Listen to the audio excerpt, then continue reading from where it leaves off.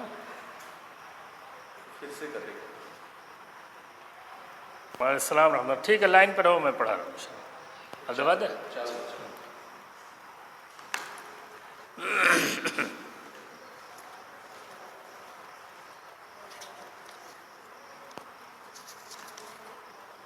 اعوذ باللہ من الشیطان الرجیم. بسم اللہ الرحمن الرحیم.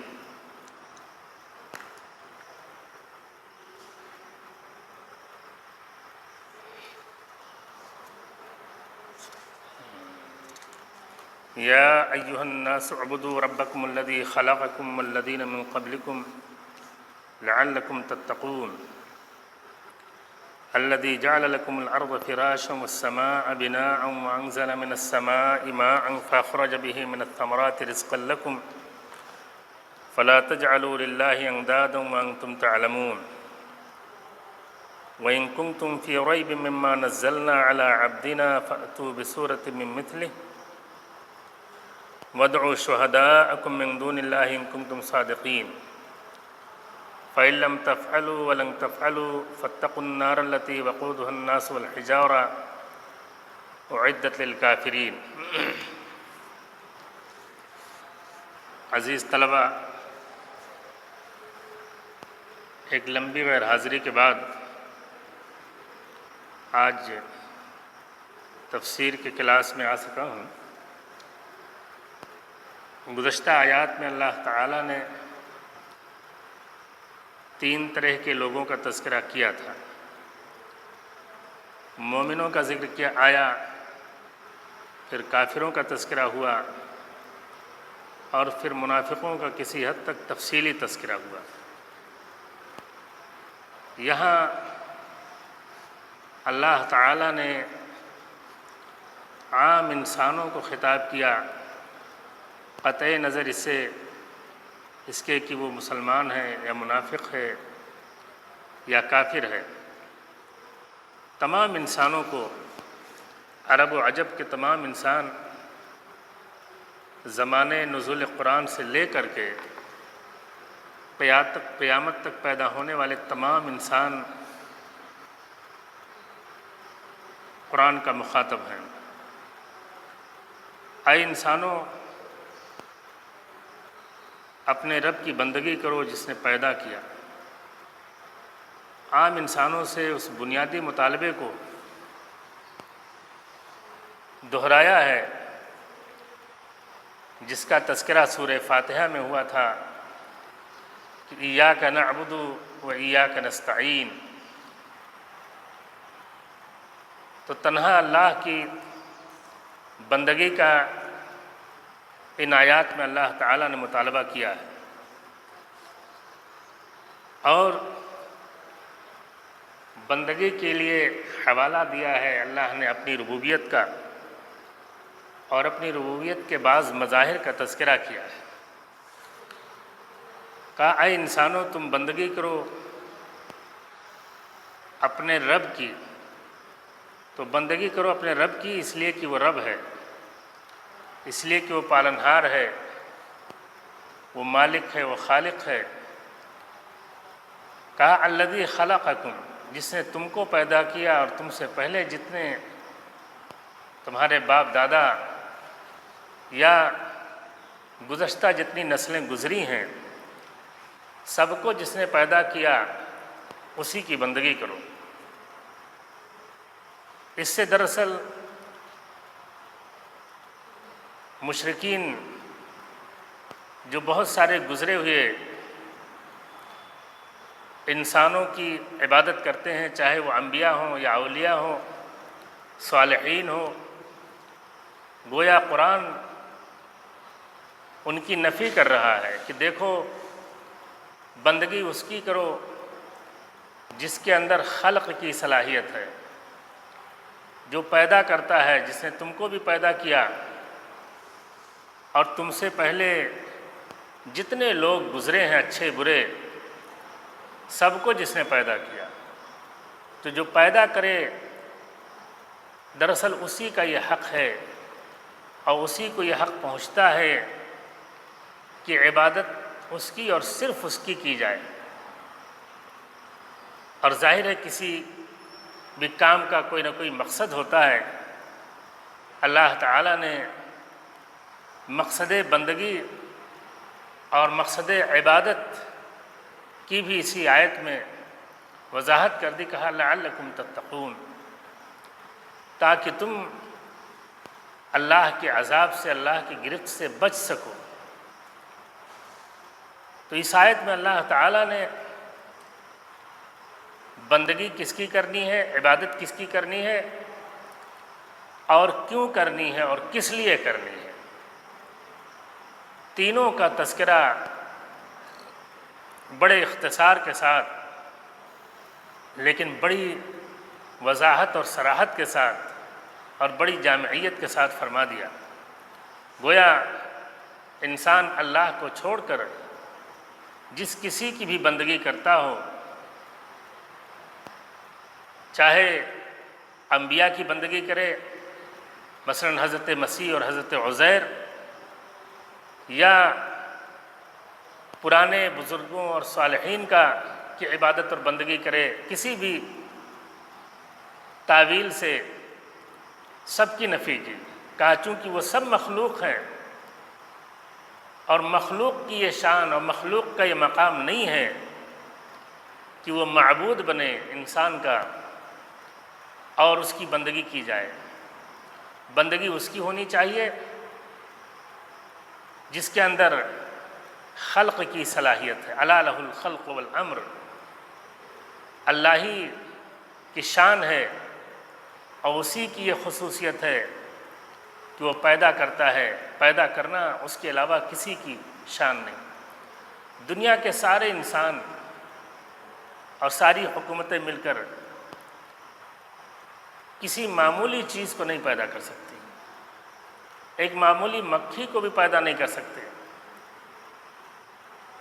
گیہوں اور چاول کے ایک چھوٹے سے دانے کو نہیں پیدا کر سکتے۔ پیدا کرنے والا صرف اللہ رب العالمین ہے۔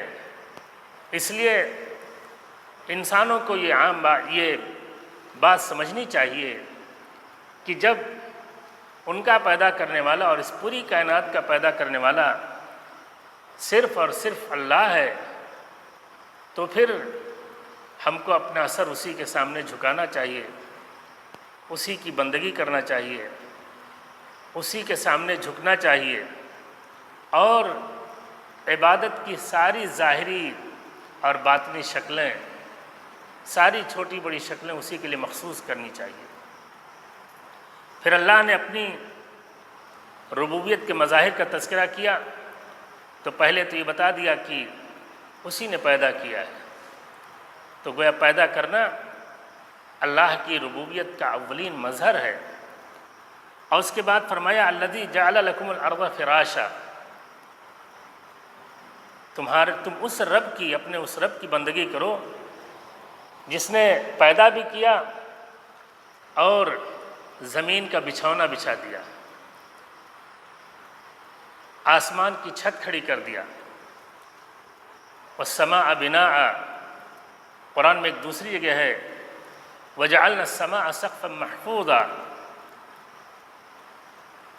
تو آسمان کی چھت کھڑی کر دیا اور آسمان سے یعنی بادل سے پانی نازل کیا، بارش کا سلسلہ شروع کیا، اور اسی پانی کے ذریعے سے اللہ تعالیٰ نے مختلف قسم کے پھل پیدا کیے تمہارے لیے روزی کا سامان بنا کر۔ تو یہ ساری کی ساری چیزیں، زمین کا بچھونا بنانا، آسمان کی چھت کھڑی کرنا اور بادل سے بارش اتارنا، اور پھر اس بارش کے ذریعے سے اور پانی کے ذریعے سے زمین پہ طرح طرح کے پھل اور انواع و اقسام کے پھل پیدا کرنا، غلات پیدا کرنا، یہ سب اللہ رب العالمین کی ربوبیت کے مظاہر ہے، اس کی شکلیں ہیں۔ پھر اللہ تعالیٰ نے وہاں صیغہ امر کے ساتھ حکم دیا تھا کہ اپنے اسی رب کی بندگی کرو، اور یہاں اخیر میں کہا فلا تجعلوا للہ اندادا، انداد ند کی جمع، الند هو المثل والنظیر، کہا فلا تجعلوا للہ اندادا، تو اللہ کے شریک نہ ٹھہراؤ، اللہ کا کسی کو شریک نہ ٹھہراؤ۔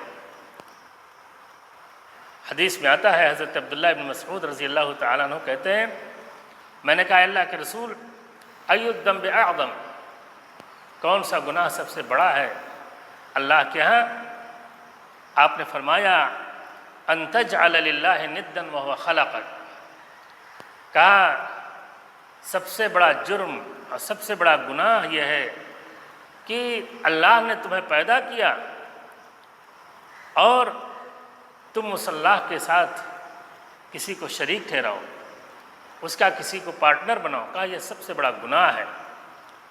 ایک دوسری حدیث میں اللہ کے رسول نے حضرت معاذ کی روایت ہے، آپ نے فرمایا اتدری ما حق اللہ علی عبادی ان یعبدوہ ولا یشرکوا بہ شیئا، تو اللہ کا سب سے بڑا حق یہ ہے کہ انسان صرف اللہ کی عبادت اور بندگی کرے اور اس کے ساتھ کسی کو شریک نہ ٹھہرائے۔ ایک حدیث اور ہے، لا یقولن احدکم ما شاء اللہ وشاء فلان ولکن لیقل ما شاء اللہ ثم شاء فلان، کہا کبھی بھی انسان ایسا نہ کہے کہ جو اللہ چاہے اور فلاں چاہے، یا جو اللہ چاہے اللہ کے رسول چاہے۔ آپ نے اس سے بھی منع کیا کہ کوئی بھی ایسا نہ کہے کہ جو اللہ چاہے اور اللہ کے رسول چاہیں، جو یہ اللہ چاہے اور آپ چاہیں، نہیں، ما شاء اللہ ثم شاء فلان، جو اللہ چاہے اور اس کے بعد اللہ کی مشیت کے تحت جو تم چاہو یا فلاں چاہے تب وہ کام ہوگا۔ تو اس آیت میں اللہ تعالیٰ نے اپنی بندگی کا حکم دیا اور شرک سے روکا۔ اس مفہوم کی بہت سی آیتیں قرآن مجید میں ہیں، لیکن اس آیت سے سب سے زیادہ ملتی جلتی آیت جو ہے وہ سورہ غافر کی ہے۔ علامہ ابن کثیر رحمۃ اللہ علیہ نے لکھا ہے کہ وَمِنْ أَشْبَهِ آیَةٍ بِهَذِهِ الْآیَةِ قَوْلُهُ تعالی، کہا اس آیت سے سب سے ملتی جلتی آیت سورہ غافر کی یہ آیت ہے، الَّذِي جَعَلَ لَكُمُ الْأَرْضَ قَرَارًا وَالسَّمَاءَ بِنَاءً وَصَوَّرَكُمْ فَأَحْسَنَ صُوَرَكُمْ وَرَزَقَكُم مِّنَ الطَّيِّبَاتِ ذَلِكُمُ اللَّهُ رَبُّكُمْ فَتَبَارَكَ اللَّهُ رَبُّ الْعَالَمِينَ، کہا فَلَا تَجْعَلُوا لِلَّهِ أَنْدَادًا وَأَنْتُمْ تَعْلَمُونَ، تو اللہ رب العالمین کے ساتھ کسی کو شریک نہ ٹھہراؤ حالانکہ تم جانتے ہو کہ اللہ ہی تنہا پیدا کرنے والا ہے، وہی روزی دینے والا ہے۔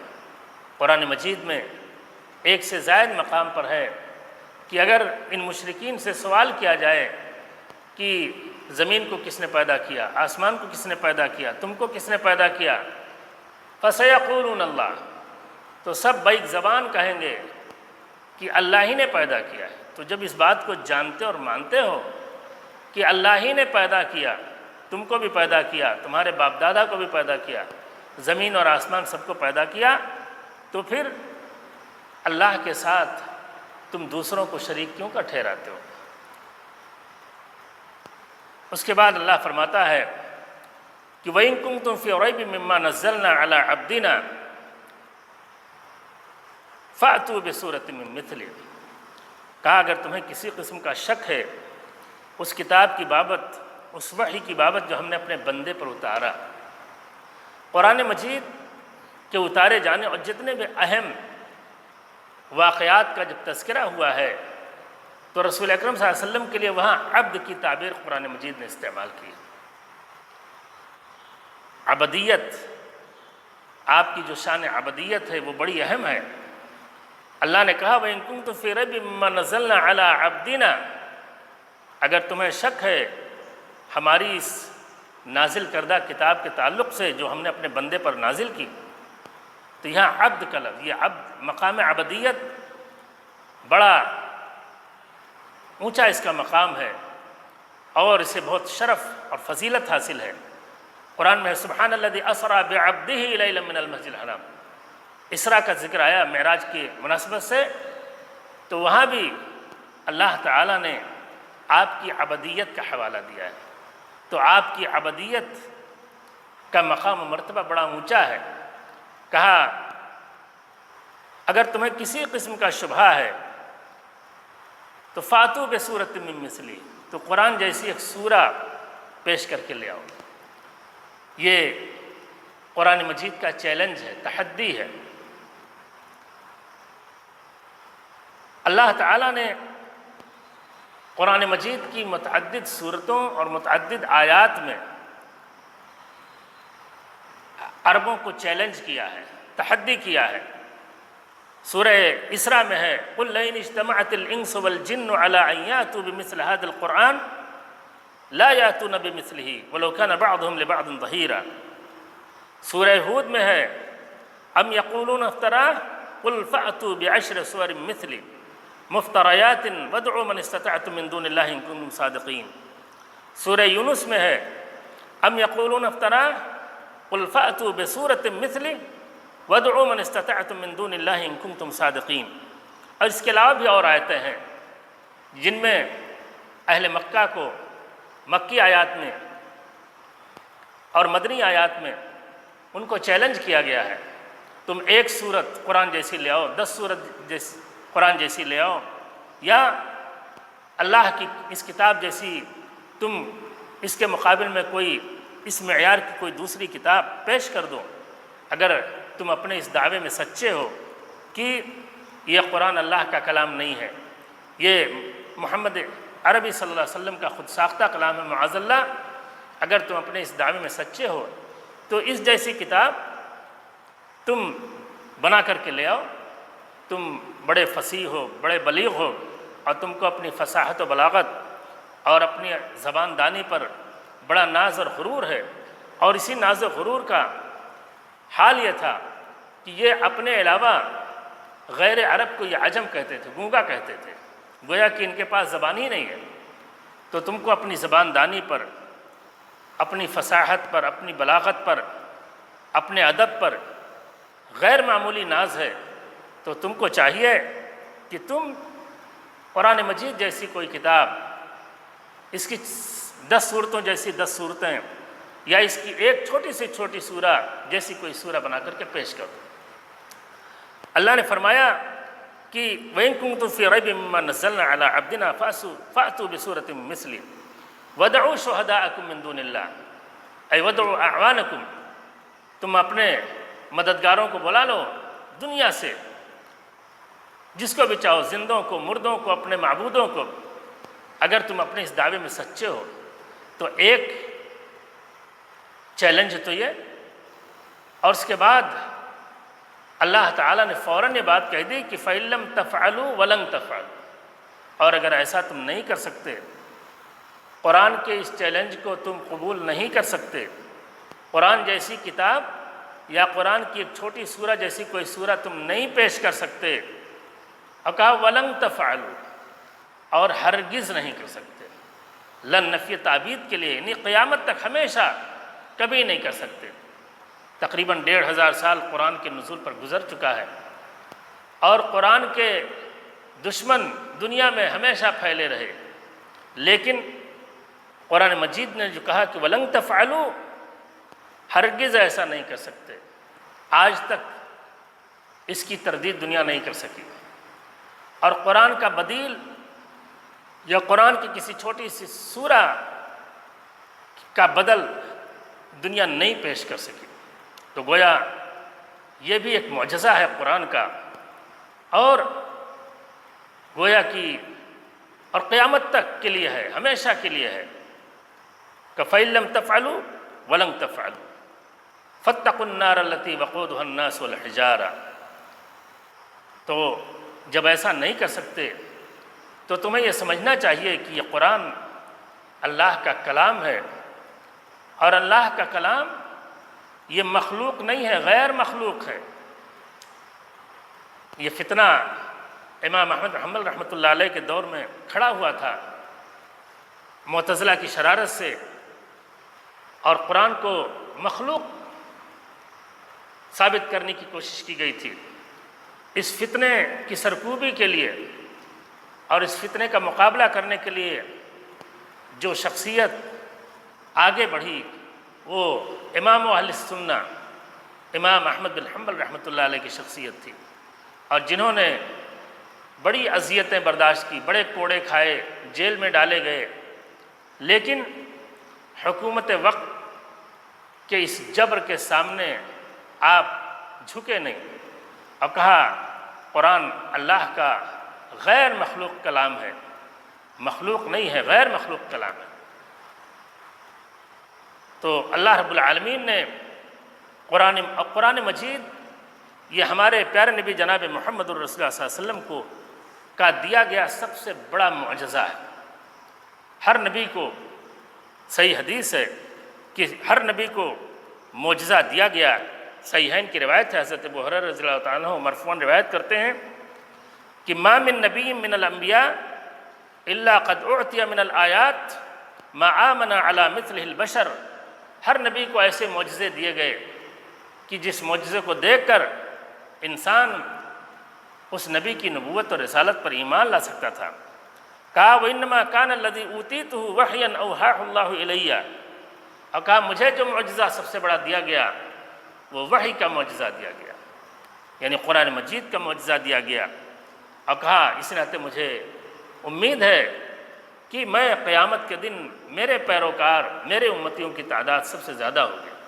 تو رسول اکرم صلی اللہ علیہ وسلم کو جو معجزہ قرآن کی شکل میں دیا گیا یہ قیامت تک کے لیے اور پوری انسانی تاریخ کا عظیم ترین معجزہ ہے۔ ایسا معجزہ جو باقی رہنے والا ہو کسی نبی کو نہیں دیا گیا۔ انسانی تاریخ کا سب سے بڑا معجزہ کوئی ہے اگر تو وہ قرآن مجید ہے۔ اللہ تعالیٰ نے قرآن مجید کو معجزہ بنا کر کے نازل کیا۔ یہ قرآن مختلف زاویوں سے معجزہ ہے، اور قرآن کا اعجاز ایک مستقل موضوع ہے، اعجاز القرآن۔ اس پر ہمارے طلباء اور ہمارے علماء کو پڑھنا چاہیے۔ یہ اپنے الفاظ اور حروف کے لحاظ سے بھی معجزہ ہے۔ الف لام را کتاب احکمت آیاتہ ثم فصلت من لدن حکیم خبیر۔ یہ کتاب، اس کی آیتیں، اس کے الفاظ، اس کے جملے محکم اور اس کے معانی مفصل۔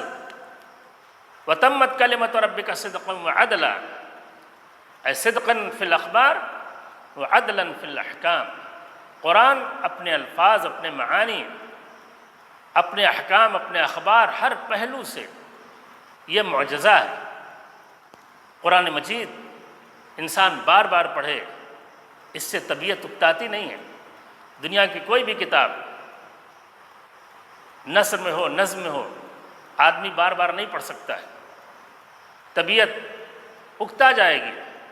قرآن ایک ایسی کتاب ہے کہ آدمی کتنی بھی اس کی تلاوت کرے اور کتنی ہی بار اس کو سنے، لیکن اگر ذرا بھی ایمان ہے دل میں تو قرآن سننے سے اور قرآن پڑھنے سے طبیعت کے اندر اکتاہٹ نہیں پیدا ہوگی، بلکہ ایک سرور، ایک لذت اور ایک طرح کا لطف قرآن سننے اور قرآن پڑھنے سے ملتا ہے۔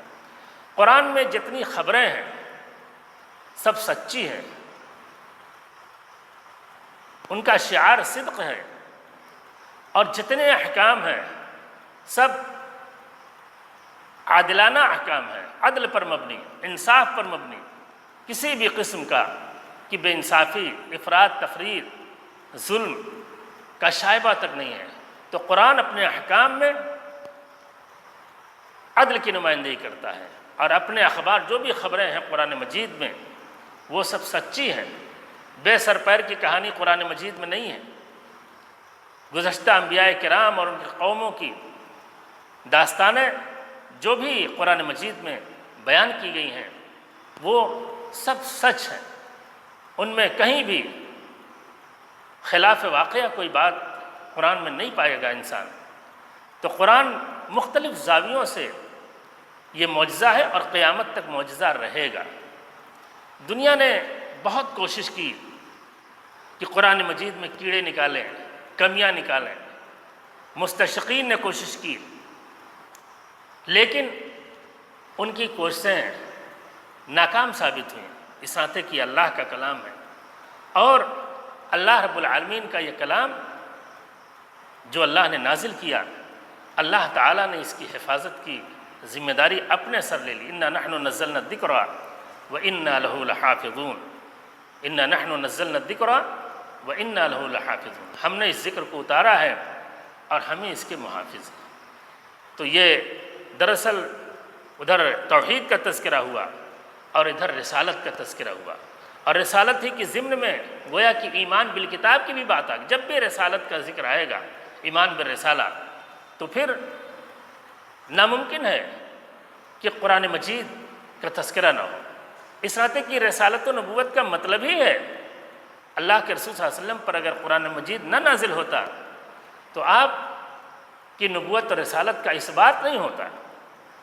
اس لیے جو عبادت کا مطالبہ ہوا بندوں سے شروع میں، گویا فوراً جو رسالت کی بات آئی تو گویا یہ کہا گیا کہ دیکھو اب عبادت کی وہی شکل معتبر ہے اور وہی عبادت کا طریقہ اللہ رب العالمین کے ہاں مقبول ہے، عبادت کے جس طریقے کی نشاندہی قرآن کرتا ہے، اور عبادت کے جس طریقے کی نشاندہی جس پر قرآن نازل ہوا، یعنی اللہ کے آخری نبی اور رسول جناب محمد الرسول اللہ صلی اللہ علیہ وسلم کر رہے ہیں۔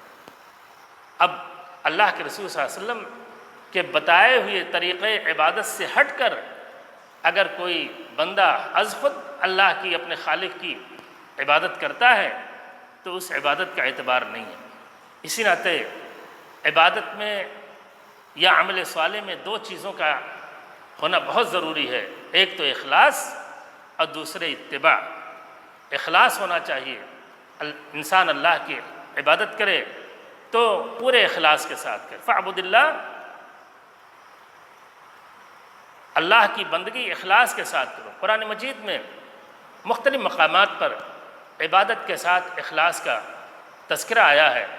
مخلصین لہ الدین، اللہ کے لیے اللہ کی اطاعت کو اخلاص کے ساتھ کرو، اور اتباع یعنی قرآن اور جناب محمد الرسول اللہ صلی اللہ علیہ وسلم کے بتائے ہوئے طریقے کی روشنی میں ہمیں اپنی عبادت کے مراسم کو انجام دینا چاہیے۔ وقت ختم ہو گیا، انشاءاللہ اب اسی وقت آ کر کے پڑھایا کریں گے۔ اگر کوئی سوال وال کرنا ہو تو بتاؤ۔ Hello hello hello